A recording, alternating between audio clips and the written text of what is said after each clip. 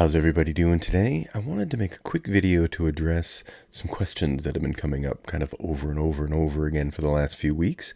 And those are, Jim, where are your winter hiking videos? Where are these winter hiking adventures?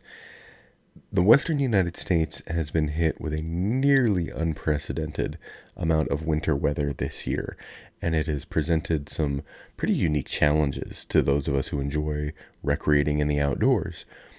I am, for all intents and purposes, a weekend warrior.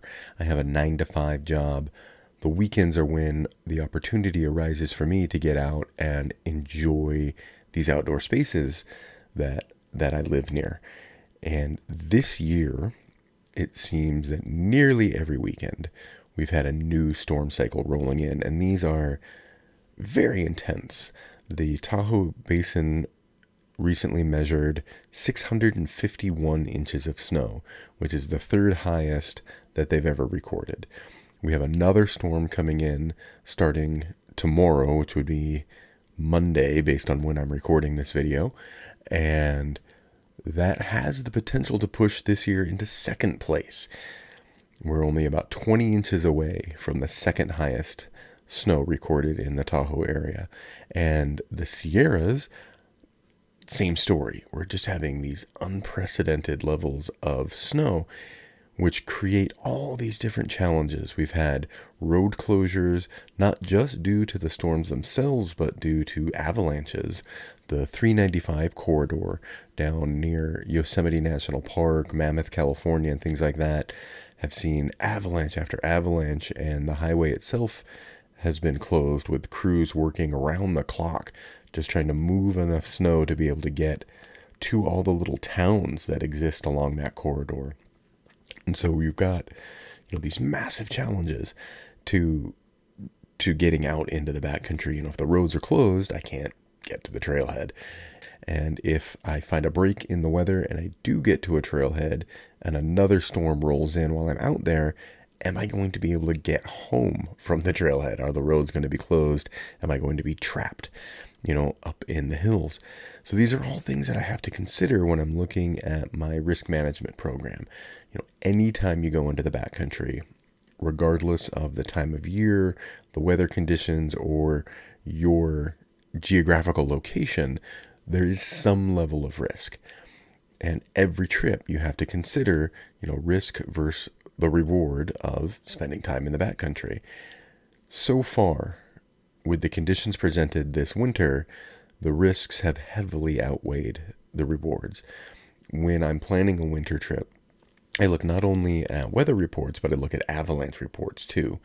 There are a couple of groups that I found on Facebook, the Sierra Avalanche Center and the Eastern Sierra Avalanche Center, and they're really great at presenting their data in kind of easily digestible paragraphs, anything that anyone could understand, even if you're not versed in the actual language of avalanche study. They present them in kind of layman's terms, so you can get a real understanding of what they observed and how that would present itself in potential hazards. So I look at those avalanche reports, I look at the weather reports, I look for road closures, and I take all of that information together and decide, okay, this trip is worth the risk, or this trip is not worth the risk. And this year, almost every time, the trips have just not been worth the risk. I did get out one time for an overnight winter trip on the snow, and that was Thanksgiving weekend. We're now in, the middle of March, so I haven't been able to go backpacking between the end of November and the middle of March because the weather conditions just have not allowed for it.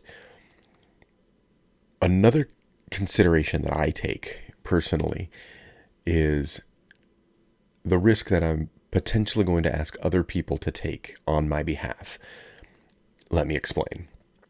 If I get myself into a situation that I cannot self-rescue from, that I can't extract myself from, and I have to hit the little SOS button on my satellite communicator, am I willing to put the lives of those search and rescue personnel at risk to come in and save me?